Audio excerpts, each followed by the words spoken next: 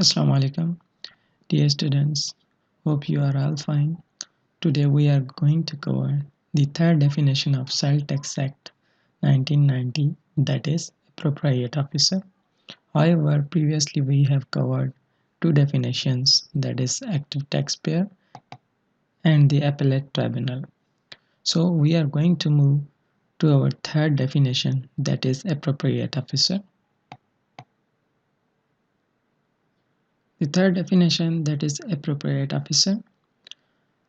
First, जैसे कि आप जानते हैं कि सबसे पहले हमें क्या जानना चाहिए कि जो टर्म हमें जिसका मतलब नहीं आता, एक्चुअली ये कुछ लॉज के टर्म्स भी होते हैं और हर सब्जेक्ट की अपनी टर्मिनोलॉजी होती है। तो जब हम उसको बेसिकली उसकी डेफिनेशन या उसकी मीनिंग समझेंगे किसी वर्ड की या किसी टर्म की, तो फिर हमें उसका कंसेप्ट भी इजीली समझ आ जाएगा। तो एप्रोप्रिएट ऑफिसर, जब एप्रोप्रिएट वर्ड है उसका मतलब है एक मुनासिब सा, एक स्पेशल या एक मुनासिब सा कोई भी काम या कोई चीज़।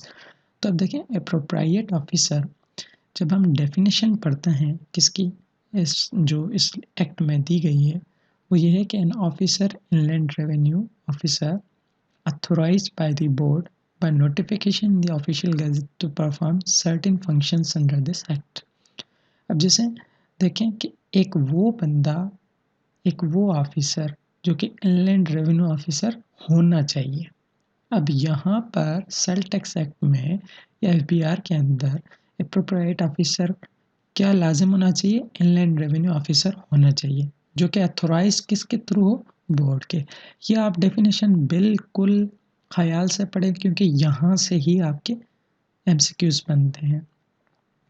अब देखें an officer inland revenue officer, bracket में दिया मतलब ऑफिसर का मतलब यहाँ इन ब्रैकेट में जो है एडिशनल मीनिंग होती है। हमेशा जब भी किसी वर्ड के आगे इन ब्रैकेट में उसकी कोई चीज़ लिखी जाए तो वो इन डिटेल होता है, उसका मतलब ये होता है।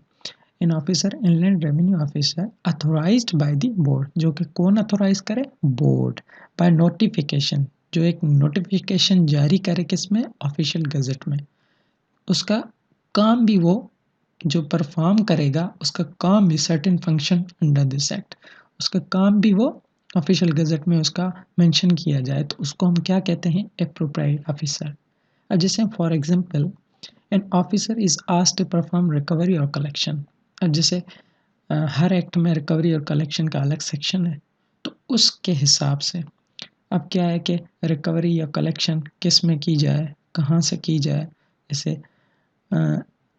किस किस से रिकवरी करनी है, तो वो एक ऑफिसर को अगर परफॉर्म किया एक फंक्शन क्या किया जाए, मेंशन किया जाए कि आपने ये ड्यूटी परफॉर्म करनी है, तो वो एक एप्रोप्रिएट ऑफिसर हो जाएगा। Another officer is asked to audit और सेंड शो काज नोटिस। अगर किसी ने क्या किया है, एक डिफ़ॉल्टर है, तो उसको शो काज नोटिस जाता है या उससे उसकी ऑडिटिंग की जाती है कि उसको इसके ऊपर कितना टैक्स रहा हुआ है।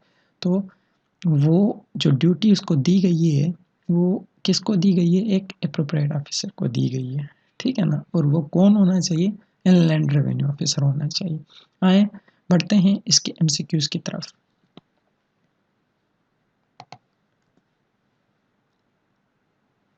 देखिए an appropriate officer means an officer of inland revenue authorised by. अब पूछ सकता है कि अथोराइज कौन करता है एप्रोप्रिएट ऑफिसर को, तो आपको याद हो मैंने आपको क्या कहा था, ये देखें फिर से मैं प्रीवियस स्लाइड पे जाता हूँ। देखें कौन अथोराइज करता है, बोर्ड। और किस में, ऑफिशियल गजट में। क्या करता है, परफॉर्म सर्टेन फंक्शंस भी उसका मेंशन करता है। तो अब देखें फेडरल बोर्ड ऑफ रेवेन्यू दे सकता है आपको, और कन्फ्यूजन के लिए फेडरल गवर्नमेंट ऑफ पाकिस्तान दे सकता है, प्रोविंशियल गवर्नमेंट और कमिश्नर। तो आपने क्या याद रखना है, बोर्ड या फेडरल बोर्ड ऑफ रेवेन्यू क्या करता है, अथोराइज करता है एप्रोप्रिएट ऑफिसर को certain perform to certain functions के लिए, ठीक है ना। क्वेश्चन सेकंड बन जाता है इसका, dash means an officer of inland revenue authorised by the board by notification in official gazette to perform certain functions under sale tax act 1990। याद रहे जब आप डेफिनेशंस पढ़ते हैं तो बहुत से ऐसे टर्म्स होते हैं जो मिलते जुलते हैं, तो उसमें फिर आपको ये जस्ट मीन्स पूरी डेफिनेशन दे के ब्लैंक छोड़ देगा और आपको 4 ऑप्शन दे देगा कि wholesaler means an officer, manufacturer या एप्रोप्राइट ऑफिसर, तो आपने यकीनन एप्रोप्राइट ऑफिसर को चूज़ करना है।